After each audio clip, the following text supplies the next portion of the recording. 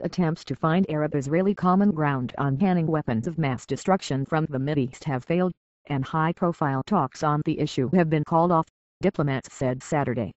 The two diplomats said the United States, one of the organizers, would likely make a formal announcement soon, saying that with tensions in the region remaining high, time is not opportune for such a gathering.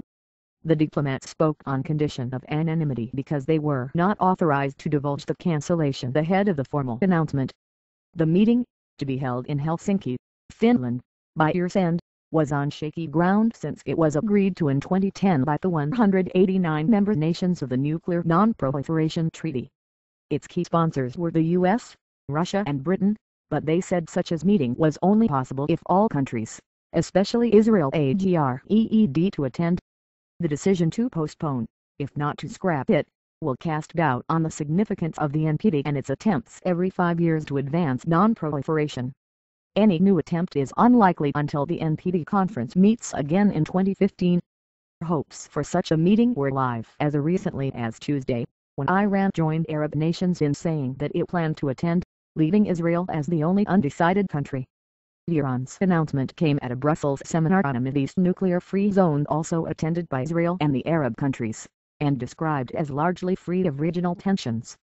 But the two diplomats said the decision to call off the Helsinki meeting had already been made by the time Iran declared Tuesday that it would attend.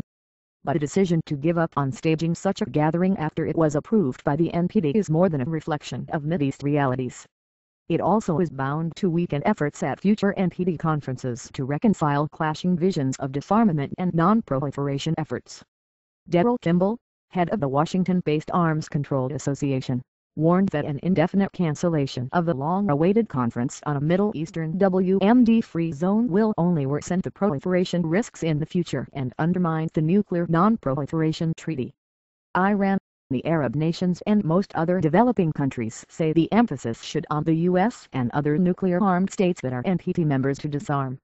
Such nations also castigate the West for supporting Israel and its widely suspected nuclear weapons program. Washington and its allies say Iran, North Korea and Syria are the greatest proliferation threats, even though Tehran and Damascus deny allegations of secret nuclear activities linked to weapons. The Arab proposal to create the weapons of mass destruction-free zone in the Mideast and to pressure Israel to give up its undeclared arsenal of perhaps 80 nuclear warheads, was endorsed by the 1995 Nuclear Non-Proliferation Treaty Conference but never acted on. The conference meets every 5 years. The two diplomats who spoke Saturday are from nations that were invited to the Helsinki meeting, which was to be open to all NPT member nations. The diplomats also are from member nations of the Vienna-based International Atomic Energy Agency. While Syria's civil war, nuclear tensions with Iran and other Mideast frictions will be cited as the official reason for the cancellation, one of the diplomats acknowledged that the decision is mainly being taken because Israel has decided not to attend. The diplomat, from a Western nation sympathetic to Israel, said Arab countries have refused to budge from positions that made it impossible for the Jewish state to participate. Israel has long said that a full Arab-Israeli peace plan must precede any creation of a Mideast zone free of weapons of mass destruction. The region's Muslim neighbors in turn have asserted that Israel's undeclared nuclear arsenal presents the greatest threat to peace in the region. They insist that Israel declare its arsenal and join the NPT as part of any peace talks. The diplomat said that while the announcement that the Helsinki meeting has been cancelled might be made in the name of all three co-sponsors, the U.S., Russia and Britain, it would likely be delivered only by the United States, reflecting tensions between Moscow and Washington on the issue. He said the Russians have opposed declaring the meeting dead at this point.